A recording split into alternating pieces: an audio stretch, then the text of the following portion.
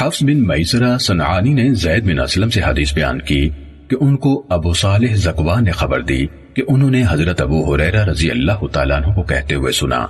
رسول اللہ صلی اللہ علیہ وسلم نے فرمایا، جو بھی سونے اور چاندی کا مالک ان میں سے یا ان کی قیمت میں سے ان کا حق یعنی زکوٰۃ ادا نہیں کرتا تو جب قیامت کا دن ہوگا انہیں اس کے لیے آگ کی تختیاں بنا دیا جائے گا اور انہیں جہنم کی آگ میں گرم کیا جائے گا، اور پھر ان سے اس کے پہلو، اس کی پیشانی اور اس کی پشت کو داغا جائے گا۔ جب وہ تختیاں پھر سے آگ میں جائیں گی انہیں پھر سے اس کے لیے واپس لایا جائے گا اس دن جس کی مقدار 50,000 سال ہے۔ یہ عمل مسلسل ہوتا رہے گا حتیٰ کہ بندوں کے درمیان فیصلہ کر دیا جائے گا، پھر وہ جنت یا دوزخ کی طرف اپنا راستہ دیکھ لے گا۔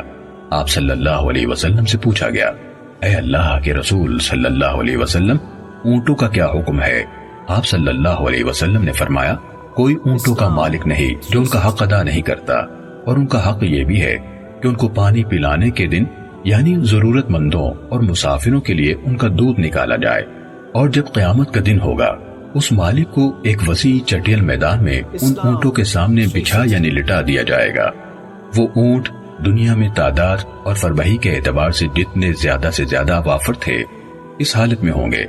وہ ان میں سے دودھ چھڑائے ہوئے ایک بچے کو بھی گم نہیں پائے گا۔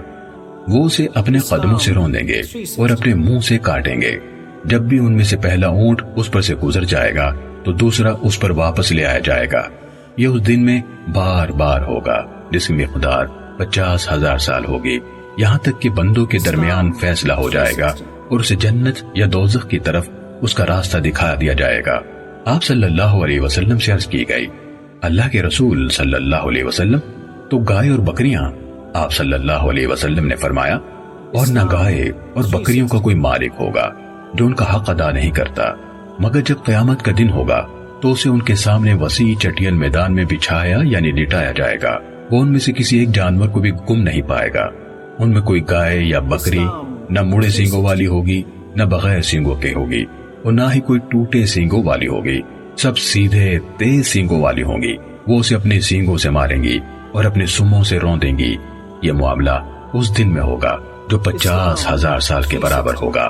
جب پہلا جانور گزر جائے گا تو ان کا دوسرا جانور واپس لے آیا جائے گا حتیٰ کہ بندوں کے درمیان فیصلہ ہو جائے گا اور اسے جنت یا دوزخ کی طرف اس کا راستہ دکھایا جائے گا۔ عرض کی گئی، اے اللہ کے رسول صلی اللہ علیہ وسلم، تو گھوڑے؟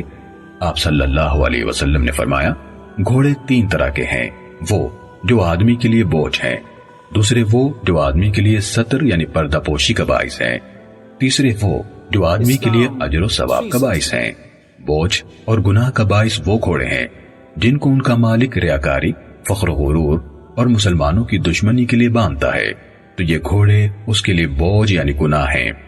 اور وہ جو اس کے لیے پردہ پوشی کا باعث ہیں تو وہ اس آدمی کے گھوڑے ہیں جس نے انہیں موقع ملنے پر اللہ کی راہ میں خود جہاد کرنے کے لیے باندھ رکھا ہے، پھر وہ ان کی پشتوں اور گردنوں میں اللہ کے حق کو نہیں بھولا، تو یہ اس کے لیے باعث سے ستر ہیں، چاہے اسے جہاد کا موقع ملے یا نہ ملے۔ اور وہ گھوڑے جو اس کے لیے اجر و ثواب کا باعث ہیں تو وہ اس آدمی کے گھوڑے ہیں جس نے انہیں اللہ کی راہ میں اہل اسلام کی خاطر کسی چراگاہ یا باغیچے میں باندھ رکھا ہے، اور وہ خود جہاد پر جا سکے یا نہ جا سکے انہیں دوسروں کو جہاد کے لیے دیتا ہے۔ یہ گھوڑے اس چراگاہ یا باغ میں سے جتنا بھی کھائیں گے تو اس شخص کے لیے اتنی تعداد میں نیکیاں لکھ دی جائیں گی، اور اس شخص کے لیے ان کی لید اور پیشاب کی مقدار کے برابر بھی نیکیاں لکھ دی جائیں گی۔ اور وہ گھوڑے اپنی رسی توڑوا کر 1-2 ٹیلوں کی دوڑ نہیں لگائیں گے، مگر اللہ تعالیٰ اس شخص کے لیے ان کے قدموں کے نشانات اور لید کی تعداد کے برابر نیکیاں لکھ دے گا، اور نہ ہی ان کا مالک انہیں لے کر کسی نہر پر سے گزرے گا، اور وہ گھوڑے اس نہر میں سے پانی پیئیں گے، جبکہ وہ مالک ان کو پانی پلانا بھی نہیں چاہتا، مگر اللہ تعالیٰ اس شخص کے لیے اتنی نیکیاں لکھ دے گا جتنا ان گھوڑوں نے پانی پیا۔ عرض کی گئی، اے اللہ کے رسول صلی اللہ علیہ وسلم، اور گدھے؟ آپ صلی اللہ علیہ وسلم نے فرمایا، مجھ پر گدھوں کے بارے میں اس منفرد اور جامع آیت کے سوا کوئی چیز نازل نہیں کی گئی۔ فَمَن يَعْمَلْ مِثْقَالَ ذَرَّةٍ خَيْرًا يَرَهُ وَمَن يَعْمَلْ مِثْقَالَ ذَرَّةٍ شَرًّا يَرَهُ، جو کوئی ایک ذرے کی مقدار میں نیکی کرے گا